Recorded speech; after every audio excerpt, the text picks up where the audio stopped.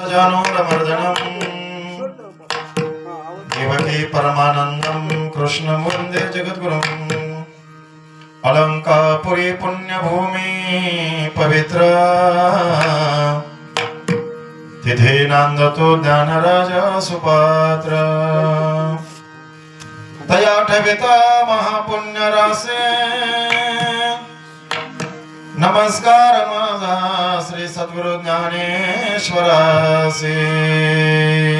चाट वाक्य पूर्ण झालं की चाट किंवा थाप टाकायची। ध्यानमूलं गुरुमूर्ती पूजा मूलं गुरुपदम मंत्रमूलं गुरुवाक्य मोक्षमूलं गुरुकृपा। नमो सद्गुरु तुकया ज्ञानदीपा नमो सद्गुरु सच्चिदानंद रूपा नमो सद्गुरु भक्त कल्याण मूर्ति नमो सद्गुरु भास्करा पूर्ण कीर्ति समचरण सरोजं सान्द्रनीलामुदाभं जगननीत पानी मंडनं मंडनानां तरुण तुलसीमाला कंदरं कंजनेत्रम् सदा यदवलासं विठ्ठलं चिंतयामि। मस्तक माझा पायावरी या वारकरी संतांच्या वचनायका कमलापती माझी रंगाची विनंती करतो येतो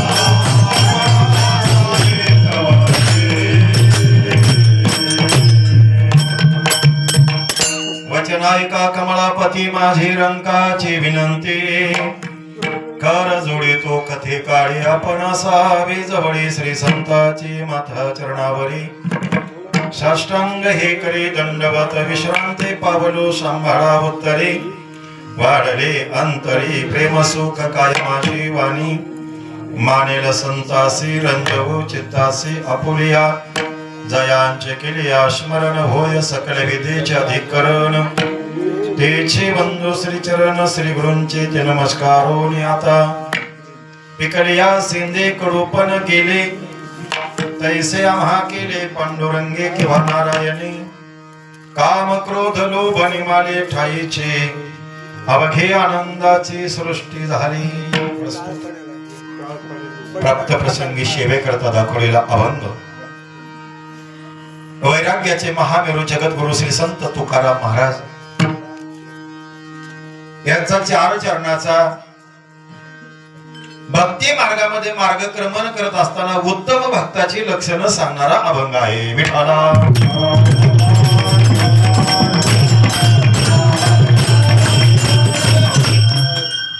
किमनिमित्तानं हा कार्यक्रम आयोजित केलेला आपल्या सर्वांना सुरत आहे, माहित आहे, ठाऊक आहे। तरी पण या ठिकाणी वर्णन करणं हे वक्त्याचं आद्य कर्तव्य आहे। त्या न्यायानं श्री क्षेत्र बांगर्डे तालुका श्रीगोंदा जिल्हा अहिल्यानगर या पवित्र भूमीमध्ये गेली 14 वर्षे या ठिकाणी आपण हा एक दिवसीय वारकरी वैष्णव मेळावा संपन्न करत असतात आणि याही वर्षी या कार्यक्रमाचं केलं गेलेलं आयोजन पहिल्या वर्षी ज्यावेळेस इथं वैष्णव मेळावा झाला त्यावेळेस दादांची उपस्थिती होते। पहिलं वर्ष होतं त्या टायमाला दादांच्या उपस्थितीनं पांडुरंग दादांच्या उपस्थितीनं हा कार्यक्रम चालू झाला। या परिसरामध्ये असणाऱ्या माझ्या विशेषत्वानं माता भगिनी साधक जास्त करून आहे, हा शेळके परिवार आहे आणि महिलांनी हे महाराज पारमार्थाचं कार्य हातामध्ये घेतलं। मला असं वाटतं हरिहर बाप्पा द्वापार युगामध्ये सुद्धा गवळणीने साथ केली भगवंताला, म्हणजे माणसं होते पण कंसाच्या पार्टीचे होते। माझ्या 5-25 महिला भगिनी एकत्र आल्या, हे धर्माची पताका ध्वजा जे जे आपणासी ठावे ते तनासे सांगावे शहाणे करुण सोडावे सकल जन। म्हणजे या आई भगिनीनं माता भगिनीनं दादांपुढे उपक्रम मांडला की आम्हाला एक कार्यक्रम पाहिजे वर्षातून, आणि म्हणून आज रामदास नवमी आहे.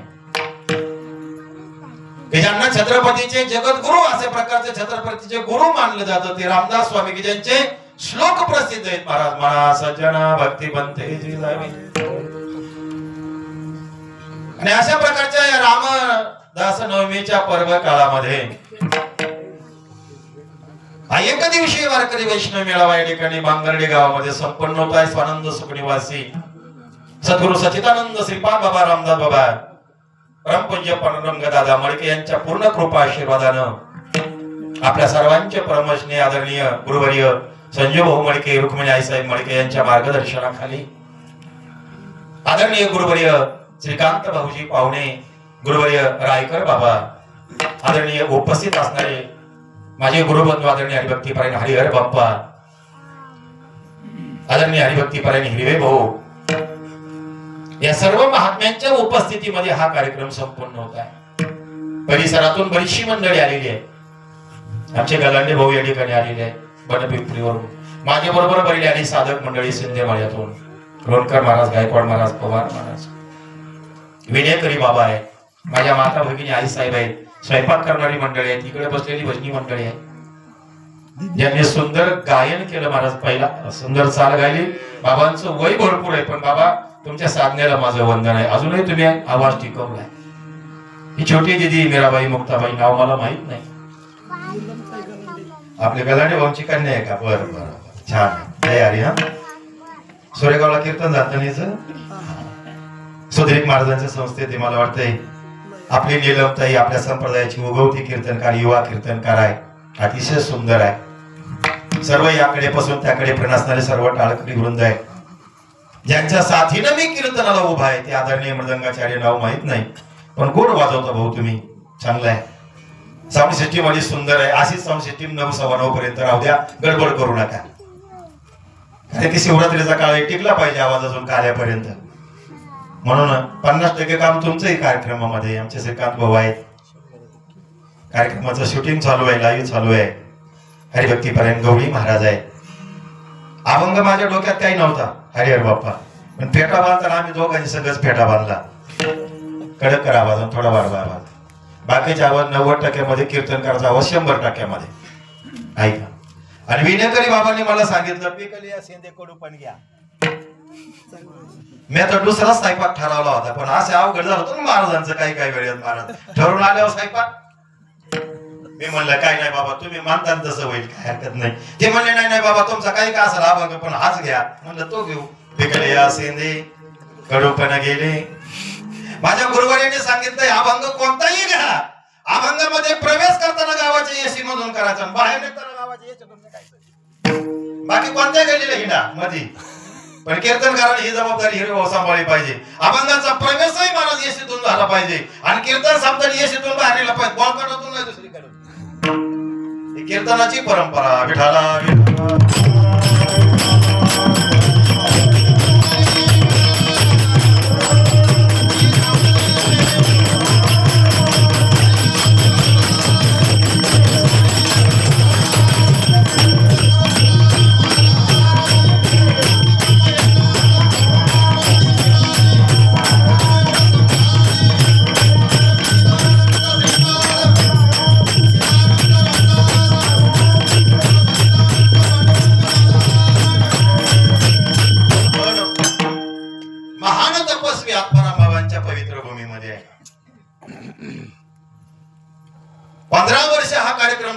मारता भगिनींना धन्यवाद आहे. सप्ताह चालू केला जातो गावाच्या सगळ्यांच्या सहकार्यानं. 1 वर्ष 2 वर्षे महाराज कधी कधी पहिल्या वर्षी धामधूम दुसऱ्या वर्षी टामटूम तिसऱ्या वर्षी सामसूम संपला. आमच्या माता भगिनीने हे कार्य टिकवलं. हे कार्य धर्माचं आहे. या 5-25 भगिनींचं हे कार्य नाहीये. कोणी एका महाराजाचं हे कार्य नाहीये. हे धर्माचं कार्य आहे.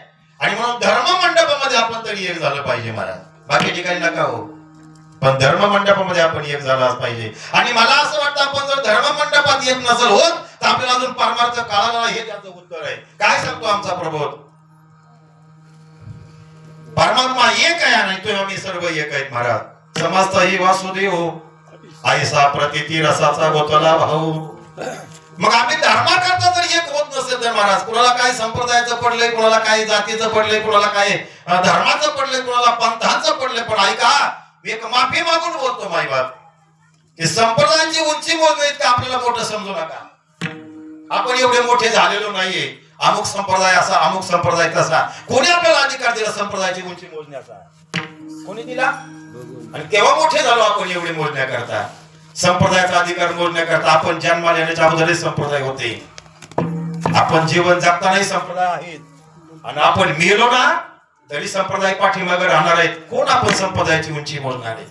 ज्ञानोबरायांचा संप्रदाय नाथ संप्रदाय आहे. जगद्गुरु तुकोबरायांचा संप्रदाय कोणता? चैतन्य संप्रदाय आहे. ऐका, नाथबाबांचा संप्रदाय दत्त संप्रदाय आहे. ऐका, रामदास स्वामींचं ज्यांची आज रामदास नवमी ना त्यांचं स्वरूप संप्रदाय आहे. पण या चारही महात्म्यामध्ये कुठेही भेद नाही महाराज. ज्ञानोबांचा संप्रदाय नाथ संप्रदायाची परंपरा आहे. आदिनाथ गुरु मच्छिंद्र तयाचा मुख्य शिष्य जगद्गुरु तुकोबरायांची संप्रदायाची परंपरा बघा. राघव चैतन्य केशव चैतन्य सांगितले खून चैतन्य संप्रदाय आहे. पण ज्ञानोबा तुकोबामध्ये कुठे भेद नाही महाराज. आम्ही कुठे संप्रदायाला वाटून घ्यायला निघालो? संप्रदायाची उंची मोजणे इतकं स्वतःला मोठं समजू नका. आपण संप्रदायाची उंची मोजणे एवढी मोठे डॉक्टर झालेलो नाही. आपण अजून लहान आहेत महाराज. परमार्थाची आज या अभंगामध्ये महाराज जगद्गुरु तुकोबरायांनी पूर्वमीमांसा केली ना, ते संप्रदाय म्हणून केली नाही, जात म्हणून केली नाही महाराज. संप्रदायाची पूर्वमीमांसा करत असताना भक्त म्हणून केलेली आहे, साधक म्हणून केलेली आहे, सिद्ध म्हणून केलेली आहे. पिकले या सेंदे कडूपणा केली तैश्या महा केली नारायणी किंवा पाठाई पांडुरंगे दोन पाठाई. परमार्थामध्ये आम्ही मार्गक्रमण करताना आमच्या अंतःकरण वृत्तीमध्ये किती बदल झालाय, काय परिवर्तन घडलंय आमच्या जीवनामध्ये, त्याचं उत्तर या अभंगामध्ये. तैश्या महा केली पांडुरंगे किंवा नारायणी. काय झालं बुवा? काम क्रोध लोभने माने ठाईची. नामचिंतनाचा परिणाम आहे, भगवत चिंतनाचा परिणाम आहे, परमार्थामध्ये मार्गक्रमण करण्याचा परिणाम आहे, फलश्रुती आहे. काय झालं भगवत चिंतनानं? तर गावरान भाषेतला तुकोबरायांनी दृष्टांत दिला. सेंदळ शेतकरी भाषेमध्ये हिरवा असताना हरिहर बाप्पा ते कसं असतं? कडू असतं. आणि पिकल्यावर त्याला गोडवा प्राप्त होतो, कलरही बदलतो आणि स्वादही बदलतो. तसा परमार्थामध्ये मार्गक्रमण करताना आमच्यामध्ये जर बदल दिसत नसेल तर आम्ही परमार्थ करतोय का नाही हे त्याचं उत्तर आहे. बदल दिसायला पाहिजे. तामसी अवस्थेमध्ये असलेला माणूस व्यक्तिमत्व ते राजसी मध्ये यावं. रजोगुणामध्ये असलेली वृत्ती माणूस सत्वगुणामध्ये यावी. सत्वगुणातली वृत्ती शुद्ध सत्वामध्ये यावी. तुका म्हणे ते सत्वाचे सामर्थ्य करावा परमार्थ अरणीचे.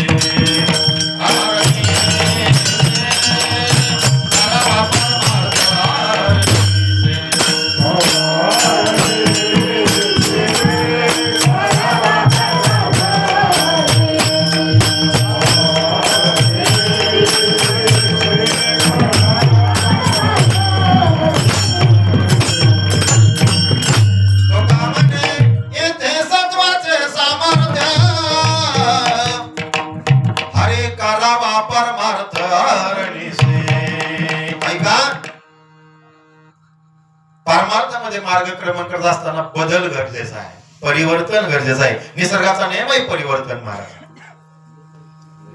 गहू पेरला महाराज 2 महिने उगावलाच नाही, काय करायचं? काय ते करावं लागेल नाही, परिवर्तन आहे का नाही? पिकले या सेंदे कडूपणा गेले, त्याचा कडूपणा वजा झाला आणि गोडपणाला ते प्राप्त झालं, रसाळ झालं. 2-3 प्रकार सेंदडामध्ये फरक होतो श्रीकांत भाऊ. 2-3 प्रकार. काय फरक होतो? पहिला बदल त्याचा कडूपणा जातो, गोडपणा प्राप्त होतो. दुसरा बदल त्याचा हिरवेपणा जातो आणि पिवळेपणा प्राप्त झालो. तिसरा बदल असणारं कठीण असतं पण ते मृदू अर्थात रसाळ किंवा मऊ होतं. या 3 गुणांनी आपल्याला परमार्थाकडे यावं लागतंय, चिंतनाकडे यावं लागतंय, घडावं लागतंय आपल्या जीवनामध्ये. आणि असं जर घडलं ना तर पहिली अवस्था आहे काम क्रोध लोभ माने ठाईची. परमार्थामध्ये हे प्रतिबंध आहेत. कोणते कोणते? 6 प्रतिबंध सांगितले परमार्थिकाला, साधकाला, मुमुक्षुला, जिज्ञासाला, वारकऱ्याला, परमार्थ करणाऱ्याला 6 प्रतिबंध आहे. काम, क्रोध, लोभ. याच्यातले 3 सांगितले आजच्या अभंगामध्ये. तसे 6 सांगितले महाराज. कोणते कोणते? काम, क्रोध, लोभ, मोह, दंभ आणि अहंकार. हे 6 प्रतिबंध आहेत पारमार्थिकाला. पण याच्यातले 3 प्रतिबंध आजच्या अभंगामध्ये आले. काम, क्रोध, लोभ, निमाली. नामचिंतन केलं, परिवर्तन घडलं.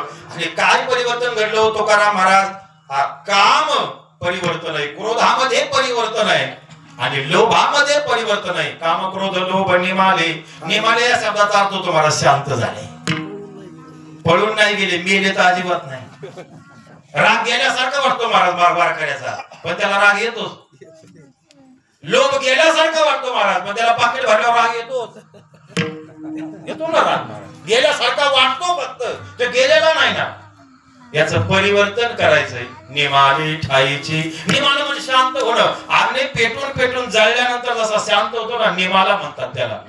शांत झाला. तसं काम, क्रोध, लोभ हे शांत झाले आणि त्याचा परिणाम अवघे आनंदाची सृष्टी झाली. त्याला सर्वत्र आनंदमय जग दिसू लागलं महाराज. त्याच्यामुळे कोणती स्थिती प्राप्त झाली? आठव नाठव गेले भावा भाव. आत्माराम बाबांची ही अवस्था आहे. आठव नाठव गेले भावा भाव, प्रत्यक्षात झाला स्वयमेव पांडुरंग. आणि अशी स्थिती ज्याच्या जीवनामध्ये झाली ना मायबाप, त्याने जीवनामध्ये म्हणावं, तो का म्हणे भाग्य या नावे म्हणे जे, तो भाग्यवान आहे. त्याच्या भाग्याला पारावार नाही. आणि संसारी जन्मे जे, याची लागे संसारामध्ये आल्यानंतर याच्याच करता जगावं, याच्याच करता जन्माला यावं, असा अभंगाचा सरळ समन्वय आहे. विठाला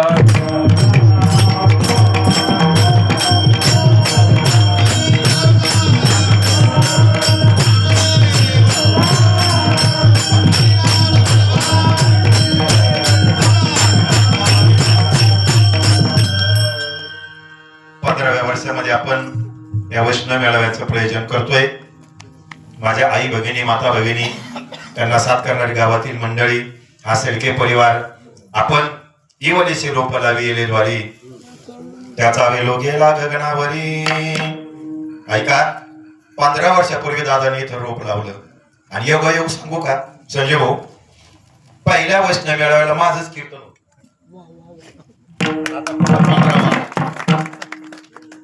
दादांच्या उपस्थितीमध्ये इथं पहिला ज्यावेळेस झाला त्यावेळेस पहिला मेळावा. आणि मग तिथून पुढे 14 वर्षे टिकला आणि 15व्या वर्षी माझा पदार्पण आहे. खरं सांगू का तुम्हाला, हे महात्म्याचं कार्य, संतांचं कार्य, साधूचं कार्य, भगवंताचं कार्य, हे त्याला करून घ्यावं लागतं महाराज. देवाचे कार्य करून घेत असतो. आणि म्हणून आपण सर्व नामधारक, सर्व साधक अतिशय आनंदानं, प्रेमानं आपण सर्व मंडळी हा कार्यक्रम करतात. म्हणून तुम्हाला धन्यवाद आहे. आजचा अभंग ही तुम्ही माझ्याकडे जबाबदारी दिली, पण तुम्हाला खरं सांगू का, याच्यामध्ये जवळजवळ 7-8 कीर्तनकार उभे आहेत, बसलेले आहेत महाराज. तुम्हाला मी काय सांगावं ज्ञान महाराज, खरं सांगू का, कीर्तन हे ज्ञान सांगण्यासाठीच नाही, कीर्तन ही सेवा आहे, कीर्तन ही पूजा आहे, कीर्तन ही आराधना आहे, कीर्तन ही भगवंताची भक्ती आहे. कोण ऐकतो तुमचं ज्ञान महाराज? आणि वारकरी संप्रदाय हे शिकवतो. माझ्या निलमताई सारखी मुलगी महाराज इथं 22-20 वर्षाची मुलगी उभं राहून कीर्तन करते आणि 80 वर्षाची हिरो भाऊ समोर बसून ऐकतात.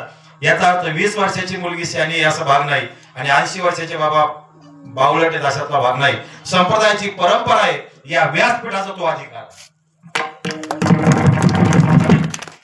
परमार्थामध्ये वय नाही पाहिलं जात. चांगदेव महाराजांचं 1400 वर्ष वय होतं महाराज आणि माझ्या मुक्ताबाईचं 7च वर्ष होतं महाराज. पण ऐका, 7 वर्षाच्या मुक्ताबाईनं चांगदेव महाराजांना महाराज महत्वाचा बोध केला. 1400 वर्ष शरीर केले जातो, नाही गुरुमंत्र नाही उपदेश, परमार्थाशी दोष लावेला. जीवनामध्ये गुरु किती महत्वाचा आहे. गुरु बिन कौन बतावे,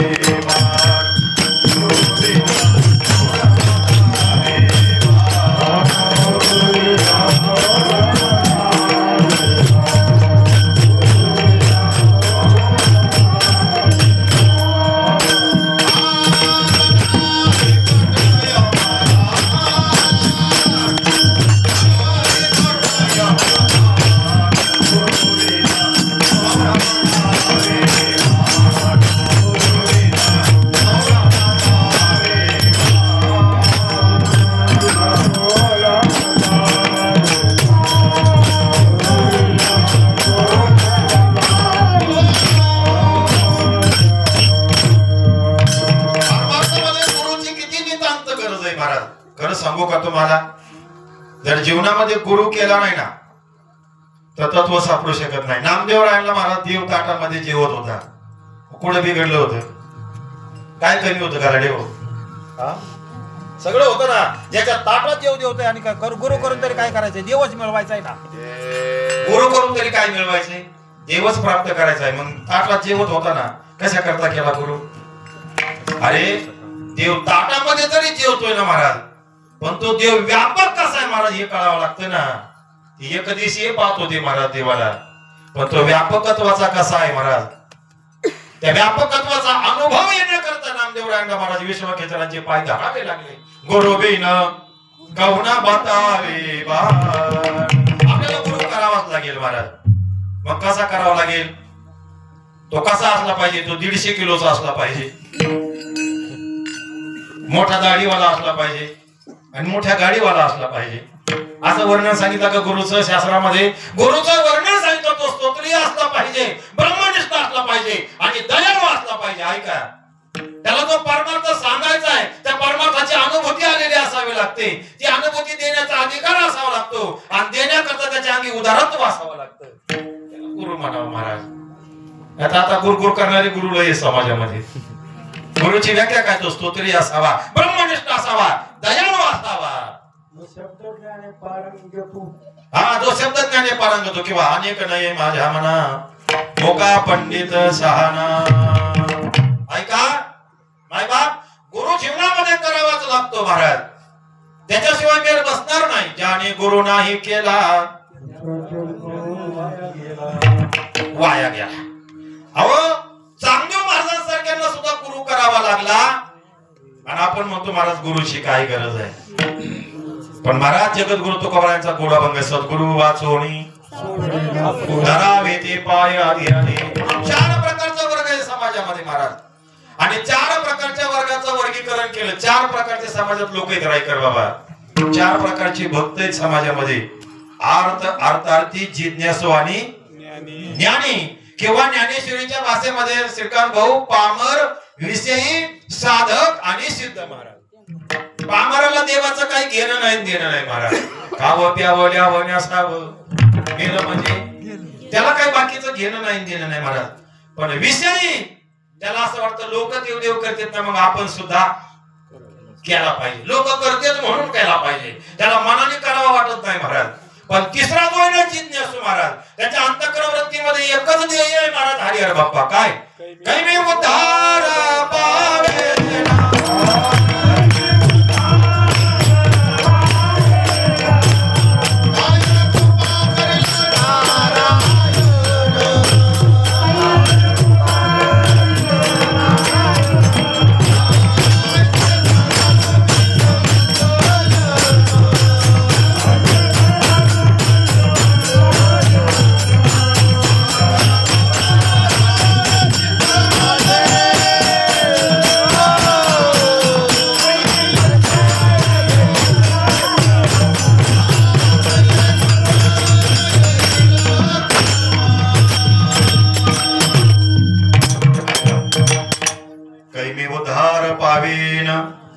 काही कृपा करील नारायण. पामराचा विषय बघायला आपल्याला वेळ नाही. ऐका, विषयीचा विषय आपल्याला बघायला वेळ नाही. पण तिसरा जो महाराज भक्त आहे ना महाराज, तिसरा भक्ती करणारा, त्याचं नाव जिज्ञासू आहे बाबा. बाप्पा त्याचं नाव काय आहे? काय आहे जिज्ञासूच्या वृत्तीमध्ये? मला देव कधी भेटेल. हे बघा, एक वाक्य बोलतो संजू भाऊ, मला देव भेटावं असं वाटावं हे सुद्धा त्याचं भाग्य उदायला येणं, त्याला वाटतच नाही. हा, त्याला गाडी भेटावं वाटते, बायको भेटावं मिळते कुठं, पण वाटते भेटावं. त्याला बायको मिळावं वाटते, गाडी मिळावं वाटते, जमीन मिळावं वाटते, सत्ता मिळावं वाटते, संपत्ती, मोठेपणा सगळं मिळावं वाटतं. देव मिळावं वाटतं का? हा, देवदेवच कशा करता चालला अजून? अरे बाप्पा याला कळा ना. बाबा एक उदाहरण सांगायचे. एका राजाच्या दरबारामध्ये एक वेल होता लावलेला, आणि त्या वेळेला दररोज एक फुल यायचं. रायकर बाबा काय? एकच फुल यायचं दररोज, आणि ते फुल तोडून राणीसाहेब देवाला व्हायचे आणि पूजा अर्चा करायच्या. मगच महाराज भोजन करायचे. त्या राणी राजाच्या कुठेतरी डोक्यामध्ये घातलं प्रधानजींनी, राजे साहेब या वेळेला सिक्युरिटी ठेवावं लागेल. कदाचित एखाद्या दिवशी जर हे फुल निघून गेलं, कोणी जर नेलं तर राणीचा उपवास घडेल, राणीची तब्येत बिघडेल. याच्याकरता तुम्ही एक करा, याच्याकरता पहारे करीन आम्हा. कशा करता? वेलाचा सांभाळ. हिवलेशी रूप कोणता वेल आहे महाराज? हा साधू संतांनी लावलेला वेळ आहे. आदिनाथ गुरु सकळ सिद्धांचा हा वेलच आहे. हंस ब्रह्मा अत्रि दत्त नारायण लक्ष्मण बलदेव सकाळनंद शांताबाई बंड बाबा किरो बाबा श्रीपाद बाबा रामदास बाबा पांडुरंगाचा हा सुद्धा काय वेलच आहे.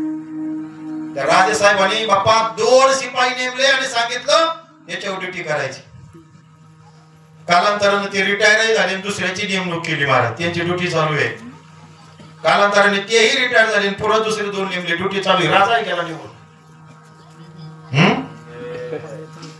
तिसऱ्या पिढीमध्ये त्यांच्या पायात गोता लागला वेळ त्यांनी उपाटला दिला का नाही? गेलच अडचण करायला लागला. आता याला हा वाटलं मी गुरुपेक्षा मोठा झालो. आता असे लई समजते स्वतःला मी गुरुपेक्षा मोठा झालो. पण हे पठ्या ऐक आज या व्यासपीठावरून तुला वाटतं ना मी गुरुपेक्षा मोठा झालो. एका अरण्यामधून चालला होता तो, त्याच्या पाठीमागे वाघ लागला. तो पळत पळत साधूच्या पर्णकुटीमध्ये गेला. स्वतःला मोठा समजत होता ना. साधू सांगितलं माझ्या पाठीमागे वाघ लागलाय. ते म्हणजे काळजी करू नका, बसा. असं राहायला गेलं ना साधूच्या चरणाजवळ. साधूने कमंडल मधलं पाणी घेतलं, गवळी भाऊ वाघावर टाकलं. वाघाचा उंदीरच झाला. काय झाला म्हणले आता काही भीती का तुला? जा घरी म्हणले. आता महाराज उंदीर झाला ना वाघाचा. पण हा पुढे गेल्यानंतर महाराज ज्याला उंदराचा वाघही करता येतो, वाघाचा उंदीरही करता येतो.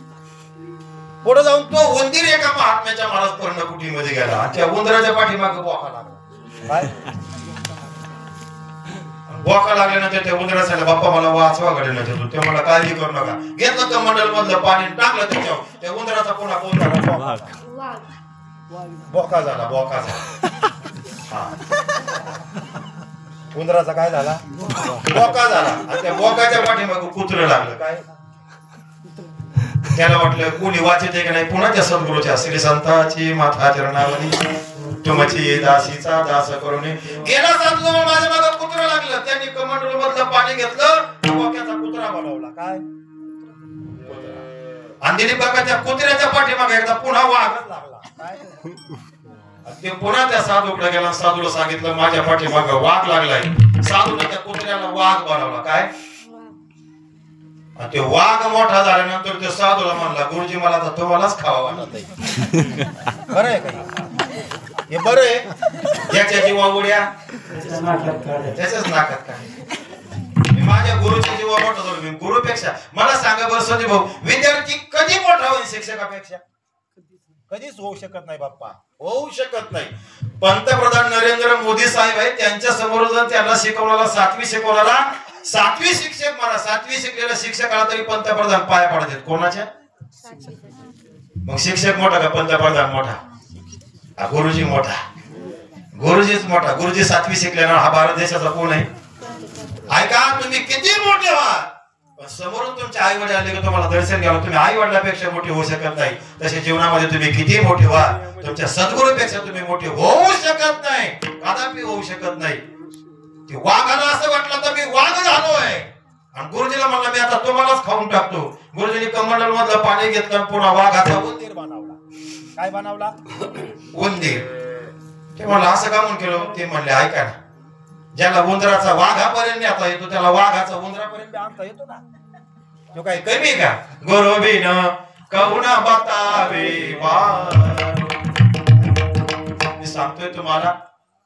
ते वेलच महाराज उपटून टाकला. दृष्टांत झाला हा पोट. उपटून टाकल्यानंतर ड्युटी चालू आहे. पुढे त्या राजाच्या नातवा पंतवाने विचार केला हे शिपाई कशा करता इथे नेमले असतील आपल्या आजोबांनी 2-3 पिढ्यापूर्वी. विचारलं तुमची ड्युटी कशा करताय? ते म्हणजे आम्हाला पण माहित नाही.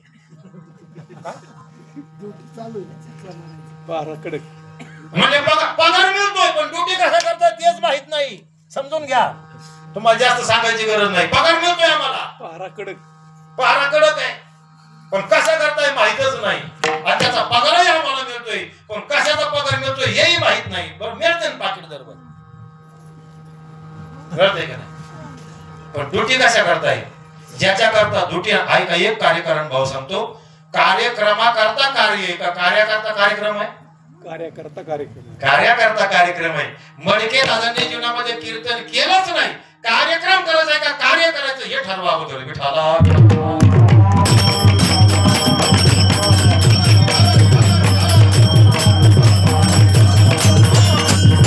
दादांचा विषय सोडा, नाही रुचायचं. जरा ज्ञानोबा इकडे या. गलांडे भाऊ, ज्ञानोबारांनी जीवनामध्ये किती प्रवचन आणि किती कीर्तन सांगितलं? किती सांगितले? हे काही नाही. जगद्गुरु तुकोबारायांचं वर्णन आहे कीर्तन केल्याचा. तुकोबारायांचे कीर्तन लोहगावला झाले, देहूला झाले. वर्णन आहे शास्त्रामध्ये. ज्ञानोबारांनी कीर्तन केलेलं वर्णन दाखवा मला शास्त्रामध्ये. केलंय का कीर्तन ज्ञानोबारांनी? रायकर बाबा, ज्ञानोबारांनी कीर्तन सांगितलं लोकांना? नाही सांगितलं. प्रवचन नाही सांगितलं नाही. मग आता ऐका माझ्या माता पित्यांनो, ज्ञानोबारांनी एकही कीर्तन सांगितलं नाही, एकही प्रवचन लोकांना सांगितलं नाही. पण महाराष्ट्रातल्या सगळ्या कीर्तनकारांना ज्ञानोबारांचं नाव घेतल्याशिवाय कीर्तन करता येत नाही. म्हणजे परमार्थ करण्याकरता समजा कीर्तन सांगावं लागायचं असं काही नाही. हे लोकांचा भ्रम आहे. मी तर जे उभं राहिलो नाही मलाच माहित नाही महाराज मी कशा करता उभा आहे. कीर्तन सांगावं लागत नाही. कीर्तन सांगणं म्हणजे परमार्थ नाही. तुका म्हणे अंगे वागे ते आपण. म्हणून तिसऱ्या भक्ताचं लक्षण सांगितलंय तुकोबारांनी ज्ञानोबारांनी की त्याला देव भेटावा याच्या करता त्यांनी परमार्थ करावा. काही मी उद्धार पावीन किंवा कयायसी दशा येईल माझ्या चित्त पांडुरंगा झुरत असे. माझा परमार्थ देव मिळण्याकरता असावा, देव प्राप्ती करता असावा, भगवंताचा साक्षात्कार होण्याकरता माझा परमार्थ असावा. माझा परमार्थ करणं वाईट नाही महाराज. हेतू काय आहे त्याच्या मला? हे बघा, दिंड्या काढणं वाईट नाही, दिंडी काढण्या पाठीमागचा हेतू काय आहे ते महत्वाचं आहे. कीर्तन करणं वाईट नाही, त्याच्या पाठीमागला हेतू काय आहे हे महत्वाचं आहे. सप्ताह करणं वाईटच नाही, पण त्याच्या पाठीमागला हेतू काय आहे. तसं महाराज प्रवचन कीर्तन करणं हे वाईट नाही, त्याच्या मागला आमचा हेतू काय आहे, परमार्थ करण्यामागला हेतू काय आहे. काही मी उद्धार पावेन याच्या करता परमार्थ असावा, माझ्या उद्धाराकरता असावा. मला लई वेळा विचारलं हरिहर बाप्पा लोकांनी की महाराज तुम्ही कीर्तन कशा करता? मी उत्तर त्यांना देतो, आज तुम्हालाही देऊन जातो. मी जे कीर्तन करतो ना संजू भाऊ, माझी माळ माझ्या गळ्यात सुरक्षित राहावा म्हणून करतो. लोकांनी माझ्या घरात माझी माळ मला टिकवायची महाराज. माझीच गाडी अजून मला सायकल येणार तर मी दुसरं डबल सीट बस तू पाडशी ना अगोदर तू चालवायची गाडी चांगली, सायकल तू चालवायची का अगोदर, मग दुसऱ्याला डबल घे. तुझी एकही ज्ञानेश्वरी पाटणार बस माग, एक कोवी पाटणार बस माग, एकच अभंग पाठ माग. याच्याकरता अधिकार प्राप्त करून घ्यावा लागतो. साहे त्यास तैसे ओझे देऊ. किती साधना, किती साधना महाराज. परमार्थ हा साधनेनेच फलद्रूप होतो महाराज. मला सांगा, बर्फाचं पाणी झालं किंवा पाण्याचा बर्फ झाला संजू, तुम्ही म्हणले आत्ताचे आता मला या बर्फाचं परत पाणी करून दाखवा, किती वेळ लागेल? थांबावं लागेल का नाही थोडं? एवढं गडबड कशा करता? बर्फाचं पाणी होणारच आहे, योग्य वेळ आली की ते होणारच आहे. पण आम्हाला असं वाटतं या बर्फाचं आताच्या हातात पाणी नाही. थोडं संयमानं घ्यावं लागतं महाराज. माझा परमार्थच त्याच्या करता तिसऱ्या भक्ताचा. काही मी उद्धार पावेन काय कृपा करील नारायण. ऐसे सांगा तुम्ही संत जन करा समाधान चित्त माझे. आणि चौथा जो मला तो ज्ञानी आहे. ज्ञानियांची ठाई काही करणेची नाही. ज्ञानाकरता काय परमार्थ सांगायचंय, ज्ञानाला काय शिकवायचंय महाराज? ऐका ना, ज्ञानाकरता काय सांगायचंय महाराज? ज्ञाने अखंड नामचिंतनावर आहे महाराज. ज्ञानाकरता काय सांगायचंय? एका गावामध्ये मोठा सप्ताह होता गलांडे भाऊ, आणि लोक 7 ते 9 कीर्तनाला जायचे. पहिला दिवस गेला, दुसरा दिवस गेला नीलमताई, तिसरा दिवस गेला, चौथा गेला, 5वा गेला, आणि 6व्या दिवसाचा 7व्या दिवशी तर मागणी. आणि गावातले सगळे लोक सप्त्याला गावात दारातून जायचे. गावाच्या अलीकडे अर्धा किलोमीटर एक महाराज मंदिर होत. त्या मंदिरामध्ये एक साधू वास्तव्याला होता, पण तो एकही दिवस कीर्तनाला गेलाच नाही बाप्पा. 6व्या दिवशी ते लोक कीर्तनाला जाणारे म्हणले, महाराज तुम्ही तर माऊलीच्या मंदिरामध्ये एकही दिवस कीर्तनाला गेले नाही, आले नाही. आता 2च दिवस राहिले, उद्या तर जागर आहे, परवा आलाय, तुम्ही कीर्तनाला का नाही येत? महाराजांनी फार गोड उत्तर दिले, मी कीर्तनाला का जात नाही तुम्हाला माहितीये का? ते म्हणले तुम्ही कीर्तनाला कसा जाता हे मला अगोदर सांगा, मग मी का नाही येत हे सांगतो तुम्हाला. आता लोकच आहेत महाराज, ते कोण हौसे, कोण गौसे, कोण नवसे. 7 ते 9 कीर्तन असल्या 9:15 पाण्याची बाटली घ्यायची, 9ला 10 मिनिटं असताना मांडवात यायचं आणि मग वदनी कवळा घेता नामा घ्या श्री हरीचे आले बरोबर मांडवात हौसे दिवशी असते ना सप्त्यामध्ये महाराज. त्या लोकांना विचारलं त्या महात्म्याने तुम्ही कीर्तनाला कशा करता जाता? 6 दिवस झाले ना. आम्ही देव करण्याकरता जातो, म्हणजे देवाला आठवण्याकरता जातो, देवाला भजण्याकरता जातो, देवाची आठवण देव करण्याकरता, देवाला आठवायसाठी जातो आम्ही. आमच्या प्रपंचात आम्हाला आठवत नाही देव म्हणून जातो आम्ही देवाकडे देवाची आठवण करण्याकरता. मग त्या गुरुजींनी उत्तर दिलं, ऐका तुम्ही देवाला विसरताना म्हणून तुम्हाला देवाकडे जावं लागतं. मी देवाला विसरतच नाही त्याच्यामुळे मला जावं लागत नाही. विसरली तया थोर झाली हानी पचतील खाली. आपण विसरलो ना महाराज कोणाला? कीर्तनाला नाही. कोणाला? आपण देवाला विसरलोय. बरं कोणाला विसरलोय बरं महाराज? आपण जन्माला आलो ना बाप्पा तिथूनच विसरलोय. हा तिथूनच विसरलोय. माझ्या श्रीपाद बाबांचं एक वाक्य होतं महाराज, कुठून विसरलो आम्ही? जन्माला आल्यापासून. बाबा म्हणायचे एक श्रीमंत वडारी होता. कोण? ग्रस्त जातीनं वडारी. कोण होता? वडारी. आणि वडारीला एकुलती एक मुलगी रायकर बाबा, ऐका नीट कीर्तन. एकुलती एक मुलगी होती, श्रीमंत वडारी. त्यांनी सांगितलं माझ्या मुलीचं लग्न करायचंय आणि मुलगी द्यायची तर सगळ्या श्रीमंताला द्यायची, जगात जो श्रीमंत आहे त्याला. आता त्याच्याकडे पैसा पाणी भरपूर होतं पण त्याला खर्चायचं ज्ञान नव्हतं. देवाने असं कधी कधी दिलेलं असतं महाराज. संपत्ती आणि दया दोन्ही वस्ती आली ठाय असं कधी होत नाही. झालं तर ती विभूती देवाची. वाद आहे बघा जरा ज्ञानेश्वरीचा. याच्याकडे संपत्ती भरपूर होती पण बापा याला जगामध्ये मुलगी मोठ्यातल्या मोठ्याला द्यायची होती पण याला मोठा कोणी हेच माहित नव्हतं. म्हणून बाबा सांगायचे तो नाशिकला गेला त्र्यंबकेश्वरला गेला आणि त्या पंडिताला विचारलं जगात मोठा कोण आहे? ते म्हणले अगोदर दक्षिणा ठेवा मग सांगतो. पैशाचं पोतच दिलं दक्षिणा म्हणून, त्याच्याकडे एवढंच पडलं दक्षिणा पाहिजे. पैशाचं पोत घेतलं त्याच्या वाचला म्हणला बोला काय प्रश्न आहे? म्हणजे प्रश्न काहीच नाही, मी जातीनं वडारी आहे आणि एकुलती एक मुलगी आहे, लग्न मोठं थाटात करायचंय आणि जगात सर्वात मोठा नवरदेव आहे ना त्याला मुलगी द्यायची. सगळ्यात मोठा सगळ्या गोष्टीनं, संपत्तीनं, सत्तेनं, सामर्थ्यानं, ज्ञानानं, विद्वानानं सगळ्यात श्रेष्ठ कोण आहे? ते म्हणजे सांगायचं काम माझं आणि जायचं काम. हा त्या पंडितांना सांगून टाकितलं. म्हणले बोला कोण आहे मोठा? ते म्हणले सूर्यनारायण सगळ्यात मोठा आहे. कोण? अख्ख्या जगाला काय देतो तो? बघ आता कसं जायचं तो बघ तिथपर्यंत लावतो जमते का बाई करून घ्या. पण हा पंडित गेला महाराज कुठपर्यंत? तो वडारी सूर्याला विनंती केली घ्या मुलगी पात्रामध्ये. त्यांनी सांगितलं ऐका ना मी मुलगी पात्रामध्ये घेतली असती तुमचा जावाई पण झाला असतो पण माझ्यापेक्षा या जगात अजून मोठे. असं म्हणणं सुद्धा मोठ्यापणाचं लक्षण आहे बरं का. हे म्हणणं सुद्धा मोठ्यापणाचं लक्षण आहे. याला वाटतं मीच मोठा आहे. ज्याला लहान होता येतं त्याला महान होता येतं ना. तो मोठा कशाचा? लहानपण देगा देवा. सूर्यनारायण सांगितलं मी बाप्पा मोठा नाही, माझ्यापेक्षा मेघराजा मोठा आहे. आषाढ श्रावणामध्ये ढग आले की काय होतं? सूर्य झाकून जातो. म्हणून सूर्याने सांगितलं मी मोठा नाही. कोण मोठा आहे?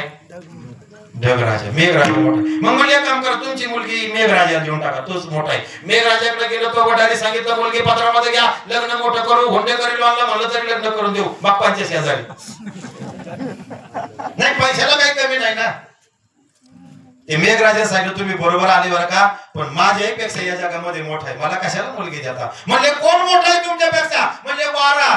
तो जर वारा लागलं तर पूर्वेचे ढग पश्चिमेला आणि पश्चिमेचे ढग कोणाकडे सामर्थ्य आहे? वायूमध्ये सामर्थ्य आहे. म्हणजे एक काम करा तुमची मुलगी वायूला देऊन टाक. कोणाला? वायूला महाराज विनंती केली मुलगी पदरामध्ये घ्या. वायूने सांगितलं तुम्ही बरोबर आले बरं का पण बांगाडच्या खांडगावातून तण मारायला पाहिजे होता, थोडे चुकले तुम्ही. रायकर बाबाचे फोनच बंद नाही. मला वाटलं सापला चालू करायचे. मी घर वाटलो ना खड्डे बिड्डे आदळीतच आणले सगळे. म्हणले तुम्ही बरोबर आले पण अजून थोडा पत्ता चुकले. काय? थोडा पत्ता चुकले. काय म्हणले? म्हणले मी मोठा नाही, वायूने सांगितलं माझ्याही पेक्षा मोठा आहे. म्हणजे कोण बा? म्हणले सगळे हालाच्यात कोण मायाचे दगड हालत.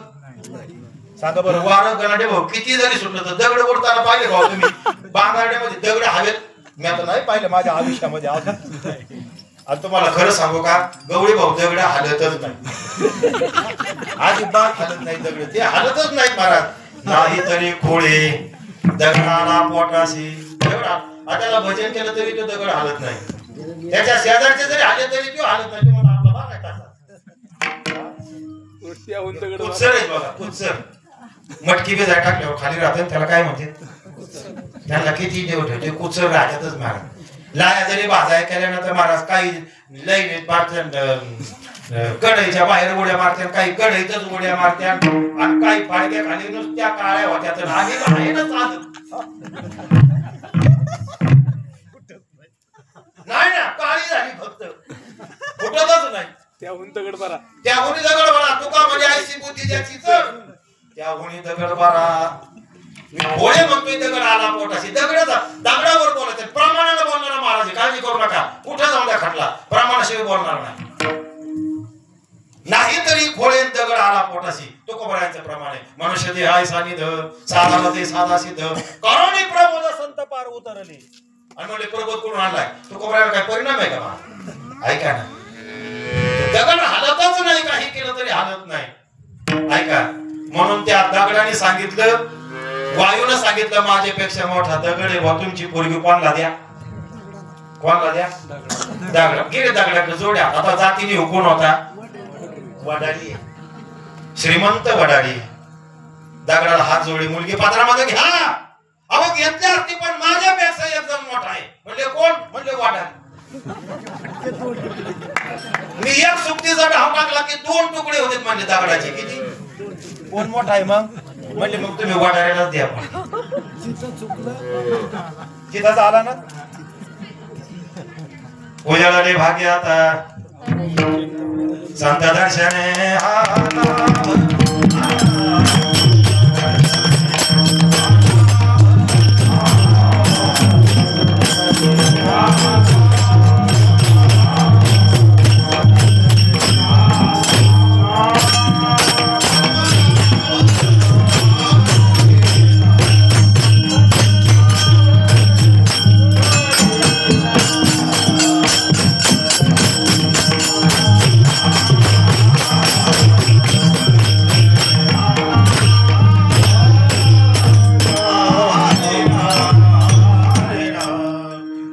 दर्शने हा लाभ काय झालं पण मग नाभ जोडला बाप्पा जिथून भजन चुकलं होतं विसरली तया कुठून आईचं आपलं ज्यावेळेस नाव खंडन करून आईला लेकरापासून वेगळं केलं लेकराला आईपासून वेगळं केलं तिथं आपलं भजन चुकलं होतं नाहीतरी आईच्या उदरामध्ये आपण करीतच होतो ना करत नव्हतो का करतच होतो महाराज एका वेळा करी या दुःखा वेगळे दुरिताचे जाळे उगवणी आठवीनं पाय आम्हा नवस रात्र आणि दिवस पांडुरंगा तुझं क्षण क्षणा ध्यात असे तुझं क्षण क्षणा ध्यात असे म्हणजे तो आईच्या उदरामध्ये भजन करतच होता फक्त आईच्या उदरातून बाहेर आला आणि महाराज नाळ खंडन करून तिथं आता जोडावं लागेल म्हणजे जिथून नाळ तुटलाय ना तिथलं भजन जोडावं लागेल कुठलं नाळ कुठं असतो नाभिस्थान आता कसं जोडायचं 2 मिनिटांमध्ये सांगतो शून्य ऐकणारे सगळे नीट ऐका कसं जोडायचं पूर्वीच्या काळी बाप्पा लोक म्हणायचे भजन हे बेबीच्या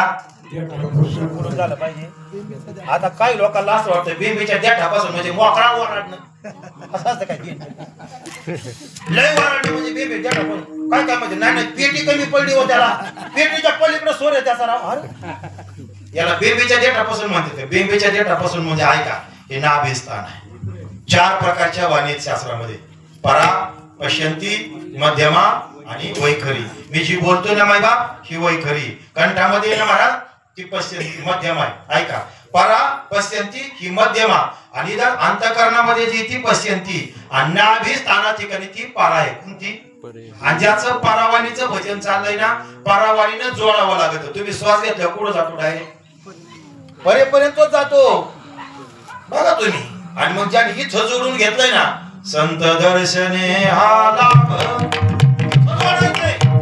आणि मग इथलं जे भजन आहे ना त्याला ठाईचं भजन म्हणतात कोणतं ठाईचं भजन त्याला पहिला ठेका आहे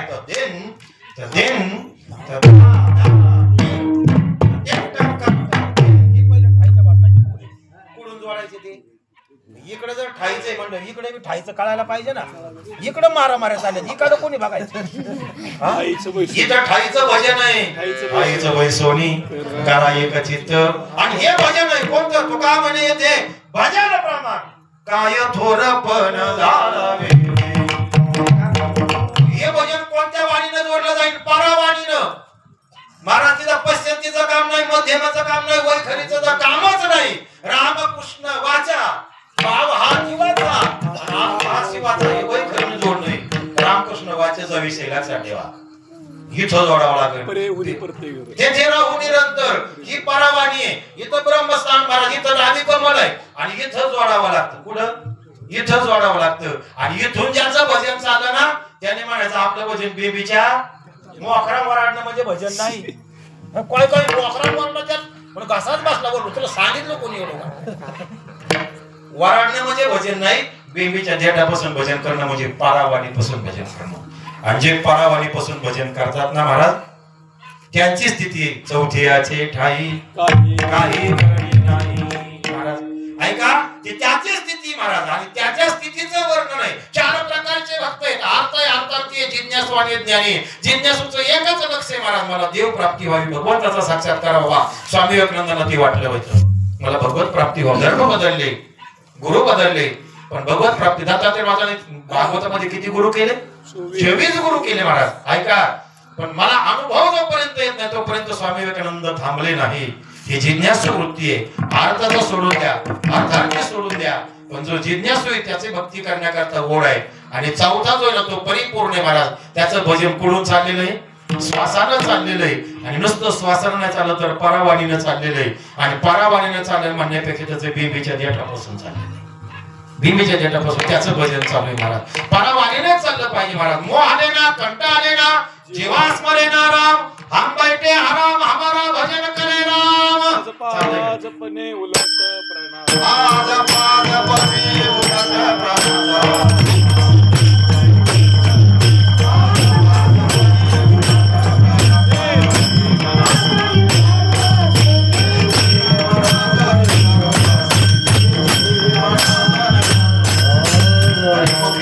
हरिमुखे म्हणा, आजपाजपणे उलट प्राणाचा. इथून चाललं पाहिजे नाभी तामापासून. ज्याचं चाललंय ना त्याच्या जीवनामध्ये महाराज मला सांगायचंय काय तुम्हाला? पिकलेलं सांगायचंय, पिकलेलं कोणतं काही सांगायचंय. आता काही आंबे तुम्हाला आता आलायचा आंब्याचा सीजन. काही आंबे पिकल्यासारखे वाटत आहेत. पिकलेले हा 12 आलाय तर लय अवघड. आमची गुलाबाबा एक लई उदाहरण भारी सांग. हा 12 आलाय ना गुलाबाबा सांगायचे. आम्ही कीर्तनाला गेलो त्याच्या दारात, म्हणजे आंब्याचं झाड होतं आणि आंब्याच्या झाडाला पाण्यापेक्षा आंबाचा काय बरंच जास्त होता. आणि त्यांनी गुलाबाबा सांगितलं, गुलाबाबा आंबे खाली यायचं, रस खाली यायचं बरं का. ते म्हणजे अजून खायला लागायचे. नाही आता एवढं मोठं भरलंय म्हणलं यायचं म्हणजे यायचं. ते म्हणले आंबे पिकल्यावर फोन करा. थोड्या दिवसांनी वादळ सुटलं, बाप्पांनी माता बाहेर. परत 4-5-8 दिवसांनी आभाळ आलं, बऱ्याचशा कायऱ्या काही लागल्याच नाही. आणि चांगल्या कायऱ्या जोपर्यंत यायच्या टायमाला वादळ सुटलं, अवकाळ्या झाला, गाराने जोडपून झाडाला एकही आंबा राहिला नाही. गुलाबाबाने फोन केला मे महिन्यात, भाऊ रस खायला केव्हा यायचं? म्हणजे बाबा एकही नाही टिकली. किती होत्या? एवढी गडबड नाही ना करायची. काय काय होत दुसऱ्याचा प्रपोज झाला ना ते म्हणतो आपला करून घ्या, लगेच करून घ्या. गुरुलाच आज्ञा करायला लागला, आपला करून घ्या. गुलाब बाबा सांगायचे शेजारी सकाळी 2 भाऊ होते, दोघांच्याही झाडाला आंब्या झाड बांधायला कशाचं गलाटी भाऊ. आणि एक भाऊ सकाळी चक्कर मारायला गेला आणि त्याचा आंब्याच खाली गेला. तो 2-3 तर काय सापडले, पाड सापडले. तो घरी आला आणि घरी आला पोराला म्हणला, पोरांनो आपला आंबा उतरून घ्या. ते शेजारीच राहिला होता. ते म्हणला, पोरांनो आपला घ्या उतरून. पोरं म्हणले, बाबा त्याच्या आंब्याचे पाड सापडले. पोरांना जास्त कळत ते बाबा. नाही आपल्याला वर्दळ होईल, आपला घ्या घेतो कच्च्याच उतरून. आणि उतरा नको व्हायला कच्च्या मारा. त्याचं काय होणार आहे? आंबा नाही, पाद नाही, रसही नाही, कशाला वाटोळ करतो? पिकू दे ना, लागू दे ना. हा आणि मग त्याच्यात काही घरी आणि त्याच्यात मग काय कशाने मग पावडर टाकायचे. आता पावडरने काय पिकितो? पावडरने पिकलेलं चांगलं नसतं, ते रोगाला कारण ठरत असतं. पावडरने पिकलेलं नकोच आहे आपल्याला मारा. नैसर्गिक पिकलेलं असावं. त्याचा पाणी लागलाय म्हणून आपला लागलाय असं कधी घरी धरायचं नाही. तो त्या स्थितीला गेलाय ना, तो साधनेनं गेलाय. आमच्या रायकर बाबांनी दादांच्या जीवनावरती एक पुस्तक लिहिले, सद्गुरू म्हणून लिहिले की नाही. त्या पुस्तकाच्या माध्यमातून दादा बऱ्याच जणांपर्यंत पोहोच. तर त्या दादाने त्यांना बुद्धी दिली असेल महाराज त्यांच्याकडून. मी एवढा टमाटा इथं बोलतोय पण मला एक वळ नाही रस्ता येत महाराज. सगळ्यांना नाही दिलेलं देवानी, हे सगळ्याला जमणारही नाही महाराज. त्यांनी आता ओवीबद्ध ग्रंथ केलाय दादांचा, त्यांचा मानस आहे प्रकाशित करायला. हे बघा नाथ महाराज छत्रपती संभाजीनगर नावाचा जिल्हा, पैठण नावाचा तालुका. नाथबाबांचं जाणं व्हायचंय, अर्ध भावार्थ रामायण लिहून झालं होतं. आणि नाथबाबांच्या मनामध्ये एकच होतं की मी गेल्यानंतर राहिलेलं भावार्थ रामायण कोण लिहिल. जेवढे होते ना तेवढ्यांच्या डोक्यामध्ये होता आपला नंबर लागत असतो. हा मग त्याच्यात विनोदाचार्य होते, कीर्तन केसरी होते, पण व्याकरणाचार्य होते, बरेच लेख होते महाराज. त्या आपलाच नंबर लागला. नाथबाबाच्या डोक्यातच नव्हतं. हरिपंडित काही कमी होता काय मुलगा, संस्कृतचा गाडी अभ्यासकच होता ना तो पण महाराज. नाथबाबांनी त्याची पण निवड नाही केली. काय असं ना डोक्यात नाथबाबांच्या. नाथबाबा सांगितलं माझं राहिलेलं भावार्थ रामायण गावोबा पूर्ण करीन. काय अधिकार आहे महाराज. गाढवांचे घोडे आम्ही करू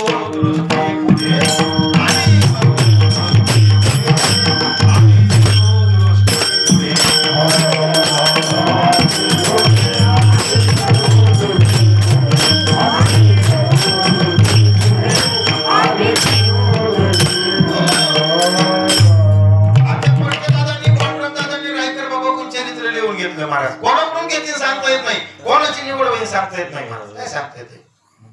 तसं परिपूर्ण अवस्थेला जाण्याकरता साधनेनं जावं लागतं महाराज.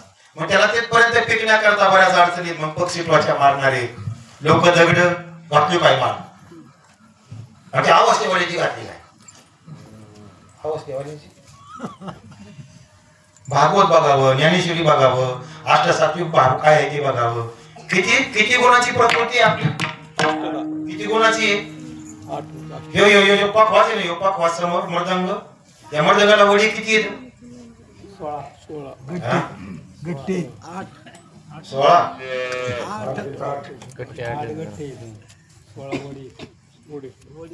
थांबून घेतो मी तुमचं चालू.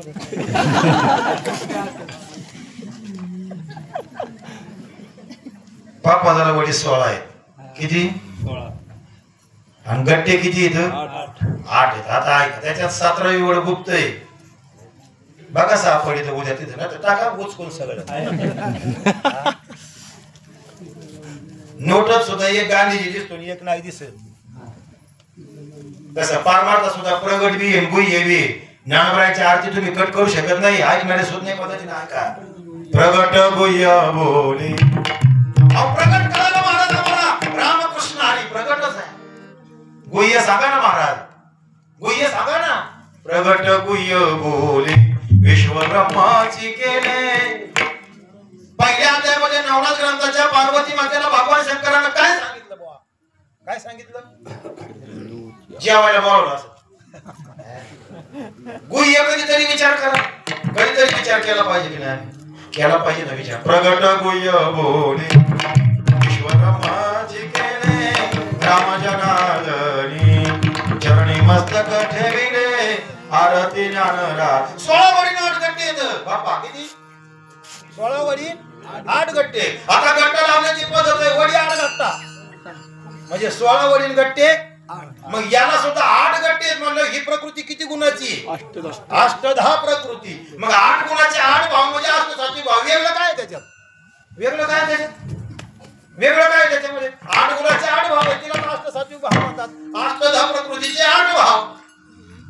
ऐका मग हे 8 गट्टे आणि 16 वडी आणि वडी 8 गट्टा. आणि गट्टा मृदंग लावण्याचं साधन आहे, मृदंग लावण्याची पद्धत आहे.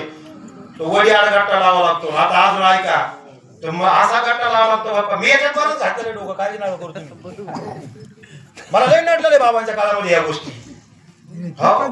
होते हा सगळं सगळं सगळं ऐका.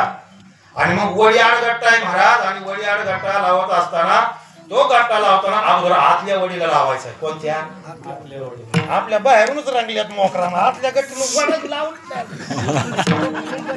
अंदर की राम जाने वरूनच रंगल्यात आमच्या गट्टे महाराज. अरे तो आतल्या वडीला लावून बघ ना गट्टा. एखाद्या दिवशी आनंदीला शिक्षण घेताना सांगितलं मृदंगाला गट्टा लावताना अगोदर कोणत्या वडी लावायचा. आतली वड ही आतली, ही आतली, ही बाहेरली. जरा प्रॅक्टिकली सांगतो तुम्हाला. आता दहाव्याच्या कार्यक्रमाला आणले 2-4 कापच्या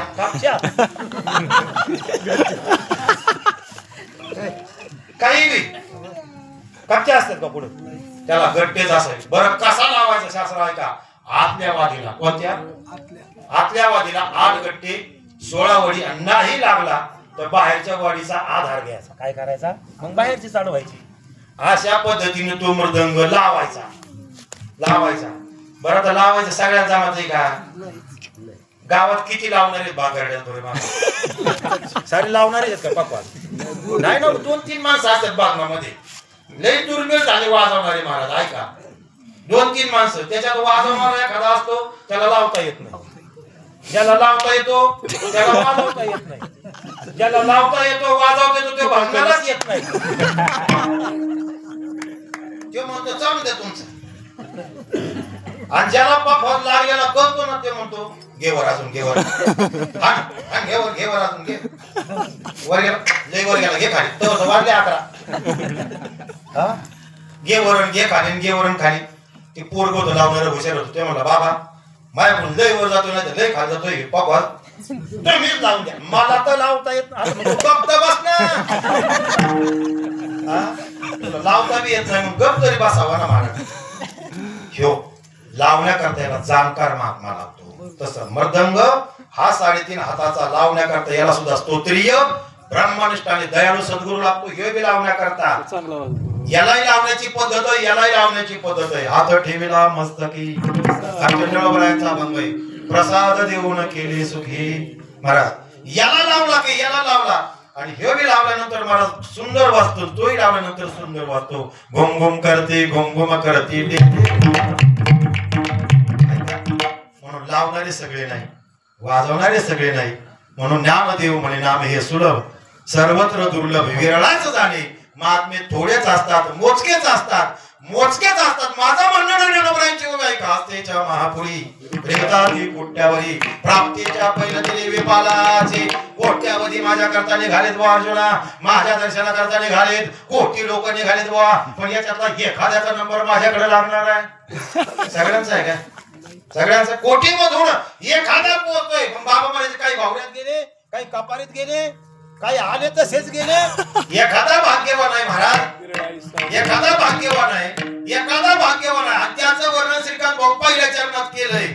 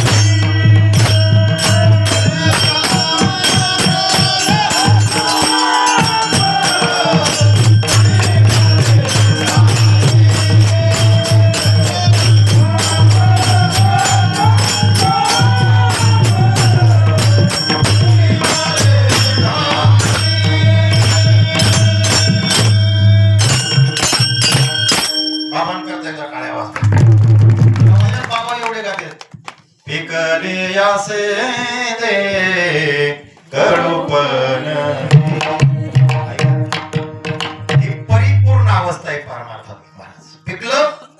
पिकण्याकरताच परमार्थ करायचा आहे. पण या अवस्थेचं वर्णन, या स्थितीचं वर्णन तुकोबारांनी व्यावहारिक सत्यातलं उदाहरण दिलंय. शेंदाडाचं तुकोबारांना शेंदाड अपेक्षित नाहीये, शेरणी अपेक्षित नाहीये, ते फळही अपेक्षित नाही.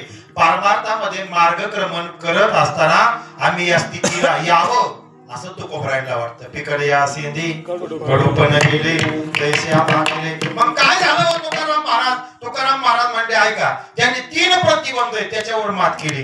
काम, क्रोध, लोभ, निमाले. कामावर पहिला विजय मिळवला, नंतर क्रोधावर विजय मिळवला, नंतर लोभावर विजय मिळवला. बस 9 वाजून 5 मिनिटं झाली. 9:30च्या आत आपल्याला थांबायचं 9:15 पर्यंत. 9, 9:15 पर्यंतचा वेळ दिलाय. तुम्हाला कीर्तन आहे ना, आता मी तरी काय करू, मला माहिती 2 तास तर ड्युटी करणं करू आपण ऍडजस्ट. नाही गडबड असते तर वाजवणारे दुसरे पण आहेत, बघू आपण. पण मी 9:20 पर्यंत सोडणार आहे, काळजी करू नका. ठिकाणी या सेंदे माझं थांबले हे महत्वाचं. 7 ते 9 होतं, पण ते 7:30 पावणे 8ला चालू झालं. माझं तरी काय आता माझी गाडी डेपोतून उशिरा सुटल्या, तर मी तरी काय करू. बरकन डॉक्टर ड्रायव्हरचं काम आहे, तिकीट गोळा घुमायचं नाही, पण गाडी आपली पुन्हा डेपोत नेऊन घालावं लागत. गाडीत कोणी बसू नाही तर नाही बसू, पण गाडी आधारित आपली पुन्हा डेपोत नेली पाहिजे ना, कारण याच्या दुसरी घरीच. मग ऐका, तशी माझी गाडी बरोबर पावणे 8ला सुटलेली, मला आता तेवढ्या वेळेत ती नेऊन घालावं लागेल ना डेपो मध्ये. एसटी किती फायदा होतोय किती तोटा होतोय ते बघू आपण नंतर. गाला काय होईल ऐका, जास्त वेळ घेत नाही. 3 प्रतिबंध आहेत परमार्थामध्ये, ते सगळ्यांनाच बाधक आहेत. काम, क्रोध आणि लोभ. कामावर विजय मिळवावा लागतो, क्रोधावर विजय मिळवावा लागतो, आणि ऐका लोभावर विजय. मग महाराज कामामध्ये बदल होईल का? त्याने सांगितलं होऊ शकत नाही. क्रोधावर होणार नाही. आता कामावर कोणी विजय मिळवला, क्रोधावर कोणी विजय मिळवला? स्वामी विवेकानंदांनी कामावर विजय मिळवला. महाराज कोणी मिळवला नाही. अमेरिकेमध्ये गेल्यानंतर हनुमंतरांनी कामावर विजय मिळवला, ब्रह्मचारीच आहे. आणि अजून थोडस पुढे जाऊन जातो, जगद्गुरु तुकोबारायांनी कामावर विजय मिळवला. भंडारा डोंगरावरती गेले, भगवत चिंतन चाललेलं आहे. गोविंद गोविंद तुकोबारा भंडारा डोंगरावरती. मनाला गलाय छंद मगा गोविंद ते काया भेद नाही देवातया. हा गोविंद गोविंद पंचम धरा, पंचम. मनाला गलाय छंद असं गोविंद गोविंद. तुकोबारायांचं भजन चालू आहे महाराज. मनाला गलाय छंद. गावात त्यांना काही सहन नाही झालं. गावातल्या लोकांनी एक नर्तकी पाठवून दिली, म्हणजे तुकोबारायांच्या मध्ये विघ्न आणा चिंतनामध्ये. तुकोबारायांची भाषा जाई हो माती नगरी आम्ही विष्णुदास तैसे नोहे. कामावर विजय मिळवला की नाही? कामावर विजय मिळवला. जास्त कथा नाही करीत, पाखांड जास्त सांगत बसत नाही. तुकोबारायांकडे नाचणारी स्त्री गेली, म्हणले माझा स्वीकार करा एकांतामध्ये. त्या तुकोबारायांच्या मुखारविंदामधली भाषा आहे जाई हो माते. आईच म्हणून त्याला सांगितलं तू पाठीमागे जा, आम्ही विष्णुदास तैसे नोहे. कामावर विजय मिळवला. काम, क्रोध, लोभ. कामावर विजय मिळवला स्वामी विवेकानंद. अमेरिकेमध्ये गेले, स्वामी विवेकानंदांचं भाषण ऐकलं, आणि ऐकल्यानंतर एका तरुण युवतीनं स्वामी विवेकानंदांकडे गेले आणि सांगितलं स्वामी महाराज मला तुमच्या बरोबर विवाह करावा वाटतोय. आता ते स्वामी विवेकानंद होते श्रीकांत भाऊ, ते आपल्यासारखे का महाराज? स्वामी विवेकानंद म्हणजे भारताचे महान तत्व व्यक्ती. ते इंडियन कल्चर ऑफ कल्चर, भारतीय संस्कृती जगामध्ये 1 नंबर अमेरिकेमध्ये पोहोचणारे म्हणजे ते स्वामी विवेकानंद आहे. स्वामी विवेकानंदांनी त्याच वेळेस सांगितलं होतं माझा भारत देश हा कर्मप्रधान देश आहे आणि बाकीचे देश हे भोगप्रधान देश आहे. आणि म्हणून बाकीच्या देशामध्ये महाराज लग्नाला करार म्हटलं जातं, आणि भारतामध्ये लग्नाला संस्कार म्हटलं. संस्कार म्हटलं जातं. आणि संस्कार हे रक्तातून असतात. करार कधी मोडू शकतो? कराराचं काही घेऊन बसलं नाही, पटलं मोडला करार. संस्कार मोडत नाही. संस्कार म्हणून भारत हा संस्कार प्रधान देश आहे. म्हणून बाकीच्या देशामध्ये करार आहे लग्न म्हणजे, आपल्या भारत देशात लग्न म्हणजे संस्कार आहे, विधी आहे. 16 पैकी आहे का, मला तिकडे जायचं नाही. पण स्वामी विवेकानंदांचा अधिकार सांगतो. त्यांचं भाषण ऐकलं, लेक्चर ऐकलं, आणि तिथल्या तरुण युवतीने सांगितलं अमेरिकेतल्या स्वामी महाराज तुमच्या बरोबर विवाह करावा वाटतो. स्वामी महाराजांनी विचारलं कशाकरता करावा वाटतो? तुमच्यासारखा कुलवान, शिरवान, सौंदर्यवान, सर्व गुण संपन्न मुलगा मला तुमच्याकडून प्राप्त व्हावा अशी इच्छा आहे, म्हणून तुमच्या बरोबर विवाह करावा वाटतो. त्यावेळी स्वामी विवेकानंदांनी सांगितलं ऐक नाही, आपलं लग्न होईल की नाही मला माहित नाही, झाल्यानंतर मुलं बाळ होतील की नाही माहित नाही, एवढ्या कुटाने करण्यापेक्षा आजपासून हाच मुलगा तुझा आहे असं समज ना. कशावर विजय मिळवला? आता जर असताना महाराज तो कोण स्वामी विवेकानंद ते म्हणला असता कुणी काय तिकीट बुक करायचे बोला. आताच आहे का स्वामी विवेकानंद? त्यांनी कशावर विजय मिळवला? कामावर विजय मिळवला. तुकोबारायांनी कामावर विजय मिळवला, क्रोधावर ज्यांना शांती ब्रह्म म्हणलं जातं त्यांनी महाराज क्रोधावर विजय मिळवला. 108 वेळा यवन अंगावरती येऊन ठोकला तरी पण महाराज राग आला नाही. किती महाराज क्रोधावर संयम आहे. ऐका, एवढा संयम गावामध्ये एक जणांनी पैज पाडली नाथ महाराजांना राग आणण्याकरता. गावात महाराज वाटला असतो कुत्सर वाटला, तिथं बसलेला एक जण होता. ते म्हणला, हे पट्ट्या तुला 500 रुपये देतो पण तू नाथ महाराजांना राग आणून दाखवायचा. ते म्हणला आता 500 म्हणलं, त्या काळात ते आताचे झाले ते 5000. ते म्हणला आता जातो आणि लगेच नाथ महाराजांना राग आणतो. गेला महाराज चापला सहित नाथ महाराज पूजा करत होते ते आपल्या घरात. आता सांगा, आपण जर पूजा करत असताना देवघर आपण एखादा खडावा घालून आले आहो, आपण काय करू, त्याची पूजा करू का? तुला कळतं का नाही, नामकं नाही, दमकं नाही, चापला इकडे आणायचं असं आपण असंच बोललो असतो ना. नाथबाबांची भाषा बघा किती गोडी. नाथबाबा म्हणले गिरजा, धर्मपत्नीचं नाव गिरजा आहे नाथबाबांचे. गिरजा म्हणजे लेकरू काही गडबडीत एवढ्या फास्ट मध्ये आले, चापला काढायचं ते सरलं बाहेर, त्याला म्हणा चापला बाहेर काढून ठेव. आता लाज नसलं का नाही ती. भाव किती चपला काढायचा भाव किती मोठा आहे, किती भाव मोठा आहे. चपला काढायचा सुद्धा सर त्याचा भाव किती मोठा आहे. ती माझ्या भगवंताच्या भेटी करता आलोय, माझ्या भेटी करता आलोय, चपला काढायचं. बघा ह्या भावातून त्याचा बदल करून टाकला. त्याला वाटलं काही नाथ महाराज राग येण्याजोगं दिसत नाही, म्हणे आले तर जेवण जा. नाथ महाराज जेवायला बसवलं आणि वाढायला लागलं गिरजा आई महाराज दोघांना, नाथ बाबाला त्याला. ते महाराज उठला, नाथ महाराज गिरजा आईच्या महाराज पाठीवरच उडी मारून. आता तुम्ही सांगा, आपल्या मंडळीकडे एखाद्या जर वाकड्या नजरेने पाहिलं तर आपले दात राहत्याल का? आपण ठेवू का त्याचे? आपल्याला एवढा राग येतो महाराज. आपल्या मंडळीच्या पाठीवर आपल्या समोर बसलाय महाराज. नाथ महाराजांना किती राग यायला पाहिजे होतं. नाथ महाराज सांगितलं, गिरजा लेकरू पाठीवर बसलंय, वाढताना खाली वागताना ते पाठीवरून पडल, जबाबदारीने वाढ जरा. त्यावेळेस गिरजा आई साहेबांचं वाक्य, काळजी करू नका महाराज. हरिपंडित लहान होता तेव्हा मी त्याला पाठी घेऊनच वाढीत होते. मला चांगली प्रॅक्टिस आहे पाठी घेऊन वाढायची. हरिपंडिता सारखाच आहे तो, त्याच्यापेक्षा आता पाणीच झालं त्याचं. मला सांगू काय, म्हणून सोनवणे बाबा म्हणते घोड्यावर धरायचं असं दगड मारून नाही, चुचकारून धरायचं. अंधारला लगाम हातात घ्यायचा, मग काय मारायचं. लगाम तर एवढे हातात, तुम्ही लगाम यायच्या हातात दगड मारिता मारा, काय हातात येते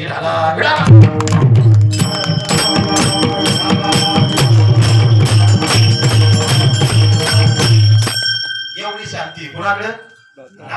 कामावर विजय मिळवला तुकोबरायांनी आणि स्वामी विवेकानंदांनी. क्रोधावर विजय मिळवला कोणी? नाथबाबांनी. आणि लोभावर विजय मिळवला कोणी? जगद्गुरु तुकोबरायांचे चरित्र आहे. काल त्यांची महाराज जयंती झाली 19 तारखेला, छत्रपती शिवाजी महाराज. त्यांनी सांगितलं आपण शिवराजांना काय देऊ? नजराणा देऊ. आणि नजराणा दिला महाराज सोन्या चांदीचा मोहरांचा. पण शिवाजी महाराज स्वीकारत नाही, म्हणून मग पुन्हा माघारी आला. आणि मग प्रधानाकडे सांगितलं शिवाजी महाराजांनी की नाथ बाबा आपले तुकाराम महाराज स्नानाला कुठं जातात म्हणले? इंद्राणीच्या काठावर. म्हणजे एक काम करा, धोतर ज्या शिळेवर नेसतात ना स्नान झाल्यानंतर, त्या शिळेवर जाऊन हा एकांतामध्ये नजराणा ठेवा. लोकांच्या पाकिट नसतील घेत म्हणले, पण एकांता दिल्या घ्या. ते तुकाराम महाराज होते. महाराज आहे ते तुकाराम महाराज होते.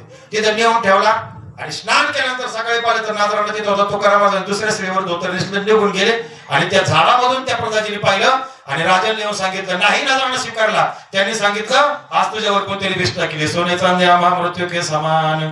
मला कधी कधी कीर्तन करायचं आलं हसायला येतं. कीर्तनकार अभंग घेतात, देह जावो अथवा राहो. त्याला म्हणाला भागाला न पारले आणि अभंग देह जावो अथवा राहो पांडुरंगी दृढ. एका कीर्तन करायचा आमच्या गावात अभंगच घेतला महाराज. भक्ता शेजाना जे उदास गेल्या अशापासून निवारुणी. कीर्तन झालं, मी पाहिलं 5 अंगठा होता. किती अंगठ्या? 5. मी म्हणलं भक्ता शेजाना जे देव असेल 5 अंगठ्या कोणा करता? अरे अभंग कोणता घ्यावं हे कळायला पाहिजे ना मला. आपल्या हातातच 5 अंगठे भक्ता शेजाना जे देव तुझा अंगठा घालून बसला काय द्यायचं होता सिनो सांगणार तू? इथं उभं राहून देहात आध्यात्म सुटलं पाहिजे, पंचीकरण सुटलं पाहिजे, अनुमान प्रमाण अनुलब्धी प्रमाण सगळं जमत आहे. ऐका, प्रत्यक्ष प्रमाण अनुलब्धी प्रमाण व्याकरण सुटलं पाहिजे, देहात आध्यात्म सुटलं पाहिजे. अत्यंत कीर्तन झाले तंबाखू खातो. आता काय करायचं? मी म्हणलं देहात आध्यात्म सुटलं, तंबाखू सुटलं, आपल्या अगोदर तंबाखू सोडून मग देहात आध्यात्म. लोक सांगे ब्रह्मज्ञान आपण कोरडे पाशा.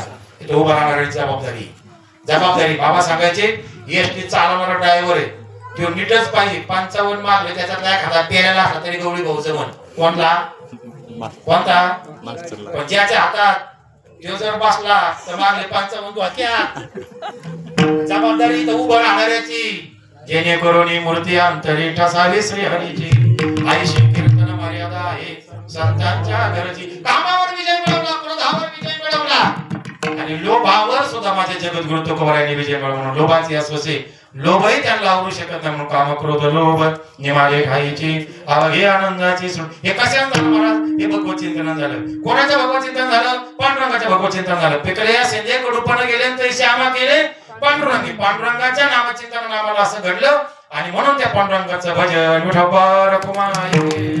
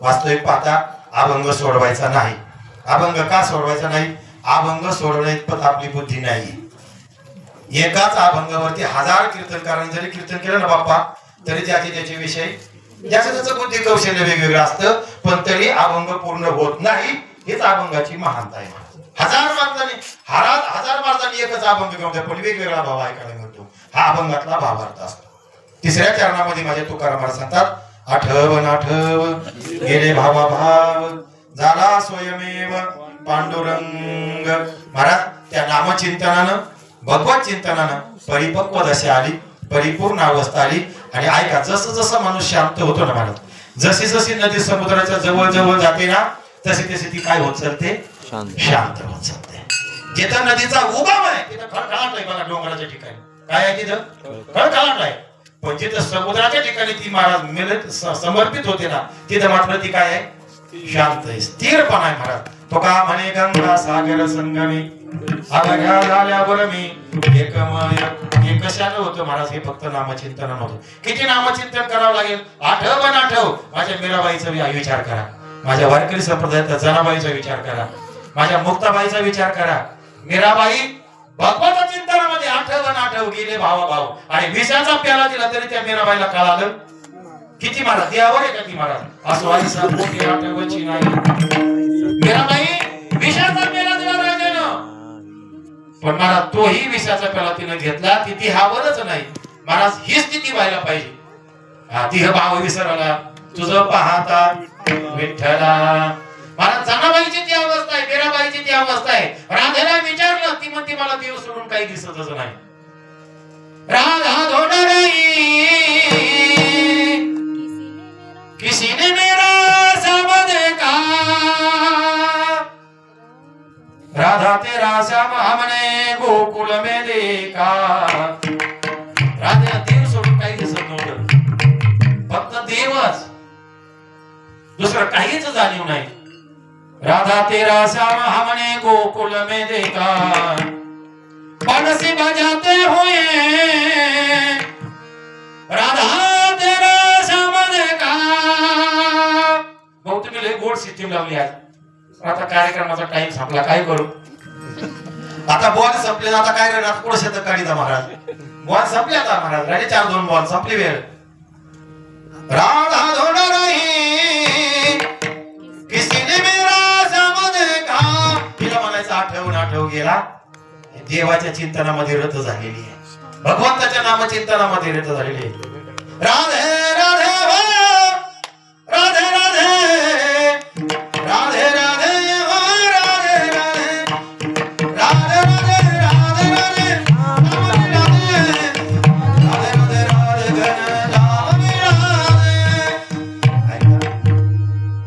देवा करताच देव करणारा त्याला उत्तम साधन म्हणतात त्यालाच पिकले सिद्ध त्यालाच महाराज ज्ञानी भक्त म्हणतात असं ऐसा कोठे आठवायची नाही असं ज्याच्या जीवनामध्ये घडलं ना महाराज तुका म्हणे